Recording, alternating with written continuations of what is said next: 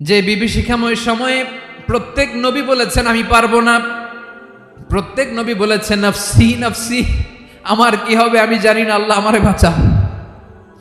প্রতিটি নবী বলবেন নফসি নফসি, আল্লাহ তুমি আমারে বাঁচাও আমারে বাঁচাও। বিশ্বনবী মাথা তুলবেন, তুলে বলবেন রব্বি হাবলি উম্মতি, আল্লাহ তুমি আমার গুনাহগার উম্মতকে বাঁচাও। এই দুনিয়ার বুকে রব্বুল আলামিন সব নবীকে একটা করে দাওয়া মুস্তাজাবা দিয়েছেন, মানে যে দোয়া করলে কবুল হয়ে যায় সাথে সাথেই। দাও বিহা, দুনিয়ার সব নবীরা ওই দোয়াটা দুনিয়ায় করে ফেলেছে।